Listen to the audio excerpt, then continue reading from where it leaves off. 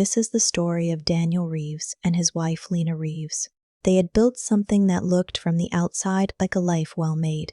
A house in a quiet neighborhood outside Portland, 2 incomes that crossed comfortably in the middle, and a marriage that had survived the particular erosion that comes not from catastrophe, but from years of small, unremarked compromises. The emotional core of their union had always been a kind of careful proximity. They moved around each other with practiced ease, finishing sentences, anticipating preferences, rarely asking the questions that actually needed asking. There was tenderness in it, or there had been, but somewhere along the way tenderness had curdled into assumption, each believing they still knew the other completely, neither noticing that the knowing had quietly stopped. What would unravel between them was not a single act of betrayal, so much as the accumulated weight of a dozen quiet ones, most of them bloodless, all of them real. This is a story about the slow arithmetic of a marriage. What gets subtracted without ceremony, what gets hidden instead of faced, and the particular cruelty of discovering that the person you thought you were protecting yourself from was never the one you should have feared. The coffee maker finished its cycle at 6:47 every morning, and Daniel had long ago stopped noticing the sound. He moved through the kitchen the way he moved through most of his domestic life, efficiently, without particular thought, his attention already partly elsewhere. He poured his cup, added the half-spoon of sugar he'd been meaning to cut out for 2 years, and stood at the sliding glass door, watching the backyard fill with the gray, tentative light of an October morning. Lena came downstairs at 7 as she always did, dressed for work in the kind of understated way that had always suited her. A dark blazer, her hair pulled back with the loose precision that looked effortless because she had perfected it over years. She was 41 and looked it, which is to say she looked like someone who had lived inside her face long enough to wear it with authority. Daniel had once found that quality in her deeply attractive. He still noticed it, occasionally, the way you notice the architecture of a building you've walked past 1,000 times. "There's still half a pot," he said. "I see it," she said, and poured herself a cup. This was their morning. It had been their morning in one variation or another for 11 years. They had met at a work conference in Seattle. Daniel was in commercial real estate development, Lena a contracts attorney, and what had drawn them to each other initially was a shared fluency in the language of competence. They were both good at their work, both somewhat guarded in the particular way that competent people can be, and they had recognized something in each other that felt, at the time, like safety. Later, Daniel would understand that what he had mistaken for emotional compatibility was really just 2 private people agreeing, implicitly, never to push too hard. They had no children. This had been a decision they'd arrived at together, or at least in parallel, never quite made explicit enough to constitute a real choice. There was a conversation they'd had around year 3, tentative and inconclusive, that had simply never been revisited. Lena had her work, which she was quietly serious about. Daniel had his projects, his squash games on Thursday evenings, his friendships with men who communicated largely through sports updates and occasional dinners. Their life together was structured, comfortable, and almost entirely without surprise. Their closest mutual friend was a woman named Claire Ashworth, who had been Lena's college roommate and had remained, with slight awkwardness, a friend to both. Claire was warmer than either of them, more expressive, more willing to say the obvious thing, and her presence in their orbit had always functioned as a kind of social lubricant. She came for dinner once a month or so, and on those evenings their apartment felt briefly inhabited by a third atmosphere, something more oxygenated than usual. It was at one of those dinners in early October that Daniel first noticed something had shifted. Nothing dramatic. Claire had said something about a weekend trip she was planning, something about a new hotel that had opened in the Pearl District, and Lena had responded with a familiarity that seemed to exceed what the conversation called for. A slight overcorrection, the way she moved on from the topic a beat too quickly. He didn't say anything. He filed it away in the drawer where he kept things he wasn't ready to examine, poured more wine, and asked Claire about her sister's new job in Austin. Later that night, Lena was already in bed when he came upstairs, her phone face down on the nightstand in a way that he'd been telling himself was nothing for at least 3 weeks. He stood in the bathroom doorway for a moment, watching her read, or pretending to read, and felt something he couldn't immediately name. Not suspicion, not quite. Something quieter and more specific. The feeling of standing in a room and realizing slowly that a piece of furniture you've lived with for years has been moved an inch or two, just enough to catch your shin in the dark. Long day, he said. The Mercer deposition ran over, she said without looking up. You okay? She looked up then, and her expression was perfectly composed. I'm fine, Daniel. He believed her. That was the thing he would return to later. Not with bitterness, but with a kind of resigned curiosity about himself. The fact that he had looked at her face and chosen, without quite deciding to believe what it was offering him. He got into bed. She turned off her light 11 minutes later. In the darkness, they lay with precisely the right amount of space between them, not the space of a fight, not the space of desire, but the practiced, unremarkable distance of two people who had long ago stopped negotiating the geography of their own bed. It was the most ordinary night of their marriage. It was the last one that felt that way. The message was an accident. That was the first thing Daniel told himself, later, that he hadn't been looking.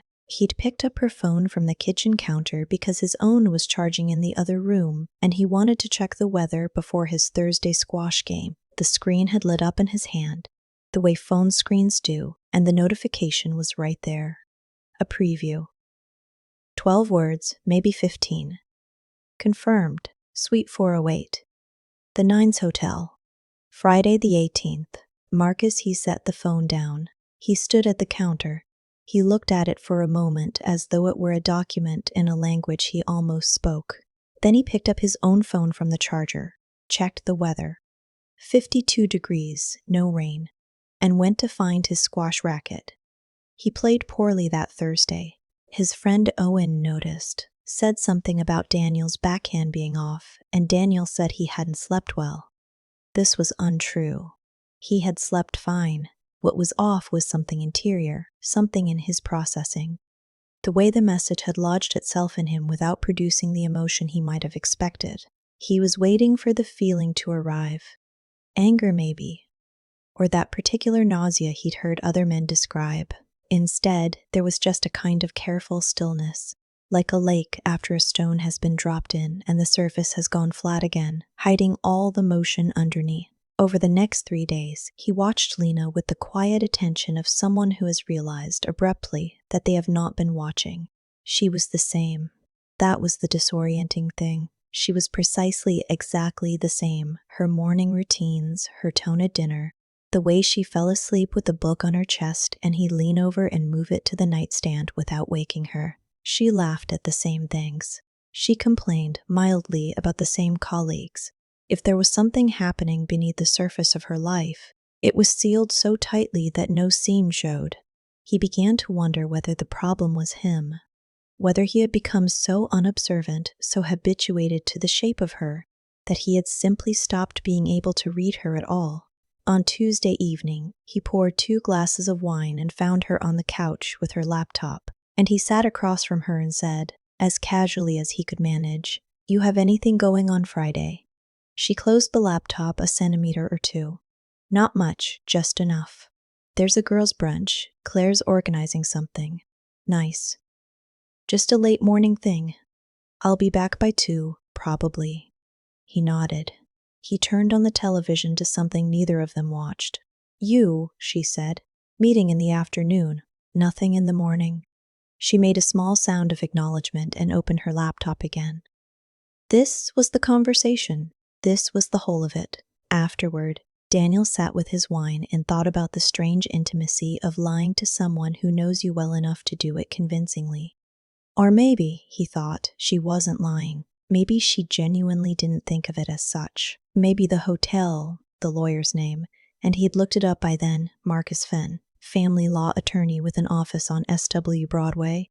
Maybe all of it existed in a compartment so separate from her daily self that she had found a way not to feel it as deception at all. He didn't know which version was worse. It was Lena herself who broke the surface of the evening, not with anything significant, but with a question about whether he'd scheduled the furnace service yet. And he said he'd meant to. And she said he said that every year, and he said, I'll do it this week. And she said, okay. And the evening resumed its ordinary course. At one point, in a pause that settled between them, she looking at her screen, he looking at the middle distance, Daniel had the odd, intrusive sensation that the silence wasn't just between them but somehow around them too, as if the room itself were listening. He shook his head slightly. He looked at the television. What? Lena said, glancing over. Nothing. A beat.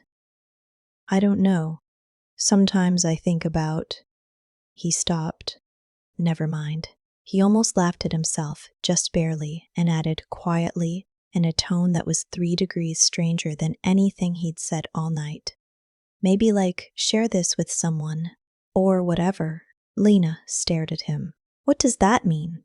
I don't know, he said. He set his wine down. Forget it. She looked at him for another moment, with an expression that was equal parts confusion and something older, something that might, in a different light, have been recognition. Then she turned back to her screen. The furnace service never got scheduled that week. He followed her on Friday. He was not proud of it. He understood, even as he sat in his car 2 blocks from the hotel, that the act itself revealed something about him, not just suspicion, but a particular cowardice. He had had 4 days in which he could have asked her directly. He had not. He had told himself this was strategy, restraint, the desire to know before confronting. But the truer version was that he was afraid of what she would say, and more afraid, perhaps, of what her face would do when she said it. The Nines was a boutique hotel in the Pearl, the kind of place that was genuinely nice without being ostentatious, with a lobby bar that attracted the after-work crowd and conference rooms that occasionally hosted small professional gatherings. He had been there twice before, for work events. He knew the layout. He waited in a coffee shop across the street for 40 minutes before he saw her. She arrived in a dark coat, her hair down, and she looked, this was the thing that struck him, purposeful, not furtive, not nervous. She walked with the particular composure of someone who had decided on something and was now simply executing the decision. She went through the revolving door without looking around. He waited 10 minutes. Then he crossed the street. The lobby was arranged so that the elevator bank was visible from the coffee alcove near the entrance. He positioned himself with a drink he didn't want and waited. 20 minutes passed. Then the elevator opened and Lena stepped out with a man Daniel didn't recognize. 50s, silver-haired, carrying a leather portfolio folder. They shook hands. The man handed her a manila envelope. She said something. He nodded. They shook hands a second time, and then the man walked toward the conference room corridor, and Lena stood alone for a moment holding the envelope, looking at the floor. She looked tired. That was what he noticed. Not guilty, not elated. Tired in the way of someone who has been carrying something for a long time and has only just been able to set it down. He stepped forward. She saw him before he reached her, and for one unguarded second, less than that, half a second, her face registered something that was not guilt, but was not nothing either. Then it composed itself. "Daniel," she said. "Hi," he said. They stood in the lobby of a hotel they had no business being in together, and the silence between them was the most honest thing they'd managed in months. "Marcus Fenn," he said finally. She didn't flinch. "Yes." "Family law." "Yes." He had expected something. Anger at being found out, or defensiveness, or the quick construction of an alternate story. What he got instead was stillness. She looked at him with an expression he could not immediately decode and then said quietly, "How long have you known?" "Since Tuesday." She nodded slowly, as though this was information she was filing. Then she looked down at the envelope in her hands. "I found the accounts, Daniel." He heard the sentence. He let it sit. "The Whitmore Street properties," she said. "The joint holding in the Vancouver development." She wasn't raising her voice. She was speaking in the tone she used in depositions, precise, without excess. "They were in both our names. They're not anymore. Sometime in March, you refinanced and restructured, and they moved, very cleanly, into a single-name LLC. The lobby felt, suddenly, very large. "I wasn't going to," He started. I know what you were going to say, she said. That it was financial strategy, that you were protecting assets, that you meant to tell me. She paused. We've been married for 11 years. I think I know your moves, Daniel. He stood with all the things he might have said and found that none of them were adequate. She looked at him for a long moment. Not with hatred. Not with grief, exactly. With something that might have been the end of grief. The face that comes after you've cried something through, and there's nothing left but the clear, cold residue of knowing. I'm not here because I stopped loving you, she said. I'm here because I stopped trusting you. And I needed to know whether those could live together. She looked at the envelope. They can't. He said her name. Don't, she said. Not cruelly, just firmly. She walked to the revolving door. He watched her go. Outside, she turned left and disappeared, and he stood in the lobby of the Nines holding a drink he'd brought from across the street and understood, with the particular clarity of a thing arriving too late, exactly how long this had been coming and exactly how many moments he had chosen not to see it. The months that followed had the particular quality of time that refuses to move at its normal pace. Not slow exactly, but thick, as though the air had taken on a different density and required more effort to move through. They separated in November. Lena stayed in the house through the end of the year, and Daniel moved to a furnished apartment in the Alphabet District that he told himself was temporary, and that stopped feeling temporary by February. He bought a coffee maker. He got a house plant, which died, and then got another one, which survived, and he found this mildly significant in ways he didn't fully articulate to himself. The division of assets was conducted entirely through attorneys. Marcus Fenn on her side, a man named Hollis Crane on his. It was, by all accounts, a clean process. Professionally managed, this was perhaps the most Lena and Daniel thing about their entire dissolution, that they handled it efficiently without scenes, in the language of documents and deadlines they both understood. The Whitmore Street properties remained in dispute for several months before a settlement was reached that Daniel understood to be fair, if not particularly favorable to him. He had known, on some level, that the restructuring would be unwound. He had told himself when he'd done it that it was a precaution, not a betrayal. He had told himself this for the better part of a year. The story he offered to friends, when he offered it at all, was carefully edited. He and Lena had grown apart. These things happened. They were better as individuals than they had been together toward the end. He believed portions of this. He did not tell anyone about the LLC, or about standing in the hotel lobby, or about the look on her face when she'd said, "I stopped trusting you." Owen, his squash friend, took him to dinner in January and said, without being asked, "You seem like someone who knows where they went wrong." Daniel had looked at him across the table and said, "That's a generous interpretation."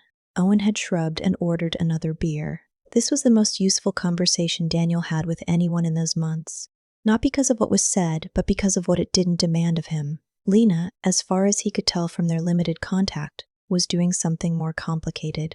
Claire, who maintained a careful neutrality between them, mentioned once, not gossip, just the organic mention of mutual knowledge, that Lena had taken on a new contract client, something in tech, and had also started spending weekends at her sister's place in Bend. She seemed, Claire said, with the specific tone of someone trying to be accurate and kind simultaneously, like she was reorienting.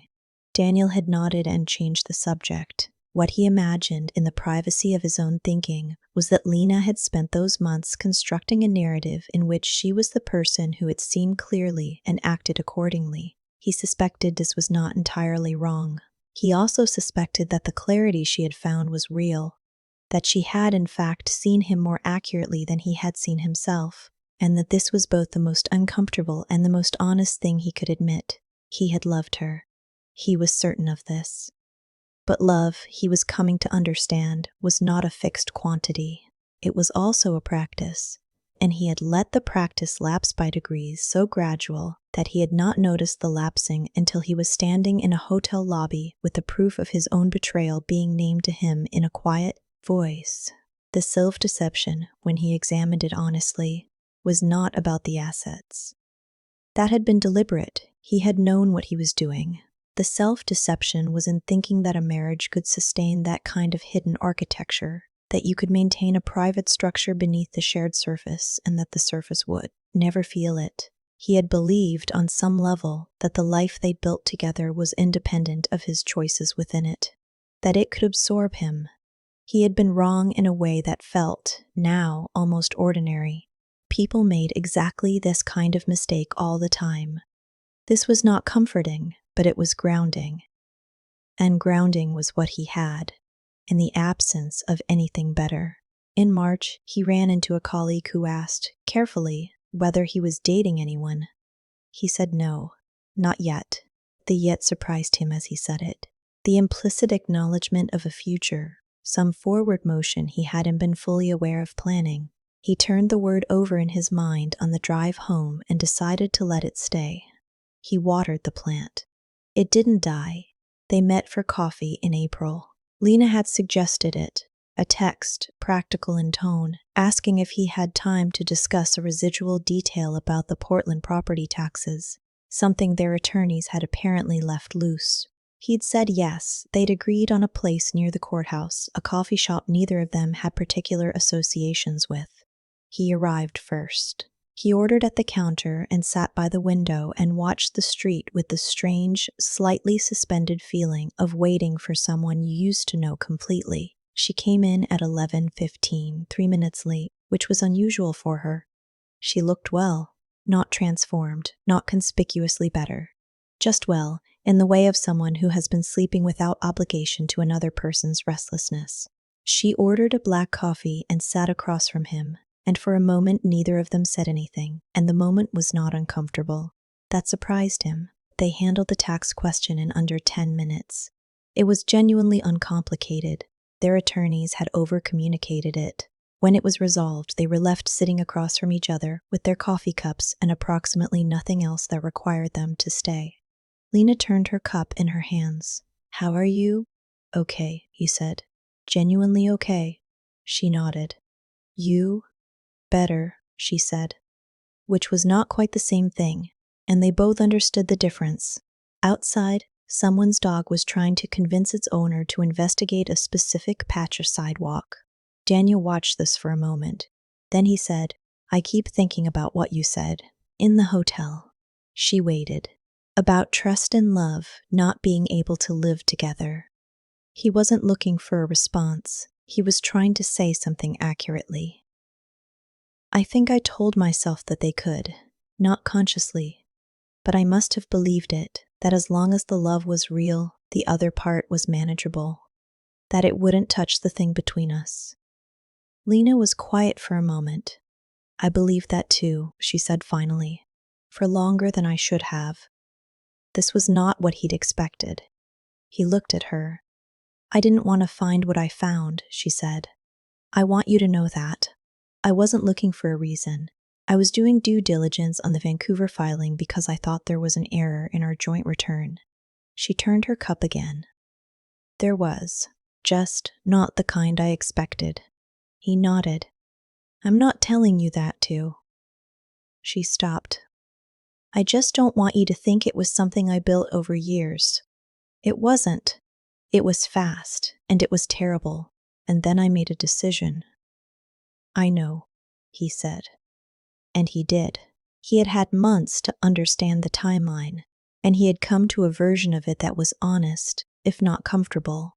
She had not been slowly, coldly, calculating her exit. She had been blindsided, and then she had moved with the quiet efficiency that was her nature. And somewhere in that process, she had stopped letting him see her. He could not, in good conscience, fault her for it. "I'm sorry," he said, "for the assets. For the assets. And for making you feel like you had to be invisible to protect yourself in your own marriage." Lena looked at him with an expression that was too complex to be simple grief and too restrained to be absolution. "Thank you," she said. "Just that."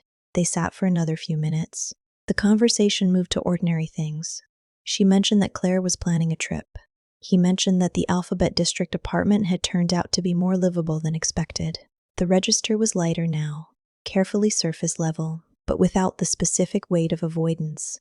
They were two people who had known each other a long time, having coffee in a city they'd both chosen, navigating what they were to each other now with the imperfect and genuine care of people who were trying. When they stood to leave, there was a brief, slight hesitation at the door, the muscle memory of 11 years, some habitual choreography that no longer applied. He held the door. She walked through it. They turned, each in a different direction. He walked half a block before he stopped. He wasn't sure, later, why he stopped. He wasn't sure what he thought he would do, call after her, say something more. He stood on the pavement in the April light and watched the street fill and empty around him, and he felt the full weight of what had been real between them and what had been, quietly and incrementally dismantled. Not by her, not entirely by him. By the daily, unremarkable choice to leave things unexamined. By the accumulated debt of small silences. By the particular arrogance of assuming that a person who moves through your life with you is a person you know. He had loved her. He was still certain of this. He was also certain, standing on that street, that it was possible to love someone and still fail them in ways that mattered more than the loving did. He started walking again. The city didn't rearrange itself for this realization. It continued on, buses and pigeons and the smell of rain coming in from the west, utterly indifferent to the specific and human loss of one more marriage that had seemed, from the outside, like a life well made. He walked until the coffee shop was out of sight, and then he kept walking, carrying the knowledge with him the way you carry something that has no case and cannot be set down, carefully, quietly, for as long as you have to.